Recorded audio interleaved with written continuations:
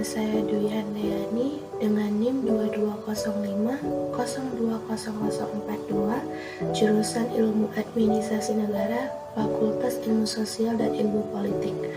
Di sini saya akan menjelaskan tentang materi pelayanan publik untuk memenuhi tugas mata kuliah Ilmu Administrasi Negara. Yang pertama ada teori pelayanan publik menurut para ahli. Pertama ada menurut UU nomor 25 tahun 2009 tentang pelayanan publik adalah kegiatan atau rangkaian kegiatan dalam rangka pemenuhan kebutuhan pelayanan sesuai dengan peraturan perundang-undangan bagi setiap warga negara dan penduduk atas barang, jasa, atau pelayanan administratif yang disediakan oleh penyelenggara pelayanan publik. Yang kedua, menurut Moinir, dalam konteks pelayanan publik menurut Moinir adalah ketika yang dilakukan oleh seseorang atau sekelompok orang dengan landasan faktor material melalui sistem, prosedur, dan metode tertentu dalam usaha memenuhi kepentingan orang lain sesuai dengan haknya.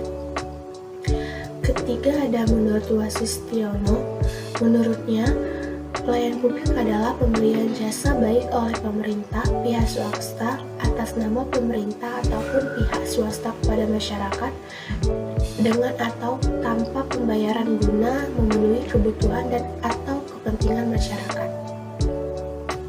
Selanjutnya ada jenis pelayanan publik. Yang pertama ada pelayanan administratif, yaitu jenis pelayanan yang diberikan oleh unit pelayanan berupa kegiatan pencatatan, pengambilan keputusan, dokumentasi, dan kegiatan tata usaha lainnya secara keseluruhan menghasilkan produk akhir berupa dokumen. Yang kedua ada pelayanan barang, yaitu jenis pelayanan yang diberikan oleh unit pelayanan berupa kegiatan penyediaan dan atau pengolahan bahan berwujud fisik termasuk distribusi dan penyimpanannya kepada konsumen langsung atau sebagai unit atau individu dalam satu sistem. Yang ketiga ada pelayanan jasa, yaitu jenis pelayanan yang diberikan oleh unit pelayanan berupa penyediaan sarana dan prasarana serta penunjangnya. Yang terakhir ada pelayanan regulatif, yaitu pelayanan melalui penegakan hukuman dan peraturan perundang-undangan maupun kebijakan publik yang mengatur sendi-sendi kehidupan masyarakat. Selanjutnya ada prinsip-prinsip pelayanan publik. Pertama ada persamaan, keuntungan, dan logika usaha, yaitu pelanggan merasakan kualitas pelayanan sehingga memberikan keuntungan. Yang kedua, kewenangan dalam pengambilan keputusan, yaitu pengambilan keputusan harus didesentralisasikan sedapat mungkin antara organisasi dan pelanggan. Yang ketiga, ada fokus pengorganisasian, yaitu organisasi harus struktur dan berfungsi, sehingga tujuan utama untuk menggerakkan sumber-sumber dapat mendukung garis depan operasional. Yang ketiga ada kontrol atau pengawasan, yaitu pemimpin dan pengawasan harus memperhatikan dorongan semangat dan dukungan kepada setiap karyawan. Yang kelima ada sistem penghargaan, yaitu wujud kualitas yang dirasakan pelanggan merupakan fokus dari sistem penghargaan atau ganjaran. Dan yang terakhir yang keenam yaitu fokus pengukuran, yaitu kepuasan pelanggan dengan kualitas pelayanan harus menjadi fokus dan pengukuran yang ingin dicapai.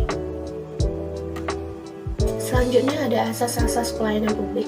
Satu yaitu hak dan kewajiban bagi pemberi dan penerima pelayanan publik tersebut harus jelas dan diketahui dengan baik oleh masing pihak, sehingga tidak ada keraguan dalam pelaksanaannya. Yang kedua ada pengaturan setiap bentuk pelayanan umum harus disesuaikan dengan kondisi kebutuhan dan kemampuan masyarakat untuk membayar, berdasarkan ketentuan peraturan perundang-undangan yang berlaku dengan tetap berpegang pada efisiensi dan efektivitasnya. Yang ketiga, mutu proses keluarga dan hasil pelayanan publik tersebut harus diupayakan agar dapat memberikan keamanan, kenyamanan, kelancaran, dan kepastian hukum yang dapat dipertanggungjawabkan. Yang keempat, apabila pelayanan publik yang diselenggarakan oleh instansi atau lembaga pemerintah atau pemerintahan terpaksa harus mahal, maka berkewajiban memberi peluang kepada masyarakat untuk ikut menyelenggarakannya. Selanjutnya, kendala dalam pelayanan publik. Yang pertama, kurangnya kesadaran terhadap tugasnya dan kewajiban terhadap tanggung jawabnya. Yang kedua, sistem prosedur yang kurang memadai. Yang ketiga, pengorganisasian tugas yang belum jelas. Yang keempat, pendapatan pegawai yang tidak mencukupi. Yang kelima, kemampuan yang tidak memadai. Dan yang keenam, tidak tersedianya sarana yang memadai.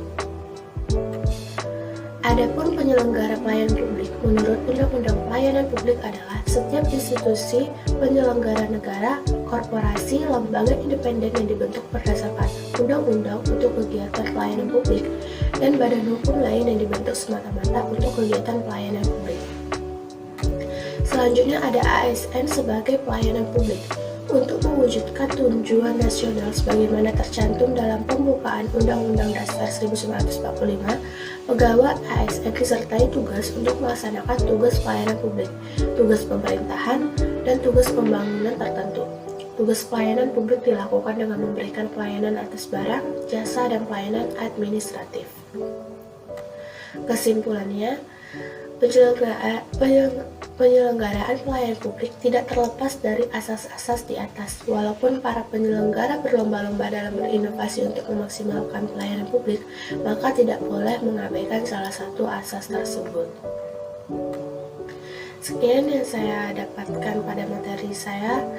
Kurang lebihnya saya mohon maaf. Wabillahi taufiq wal hidayah. Wassalamualaikum warahmatullahi wabarakatuh.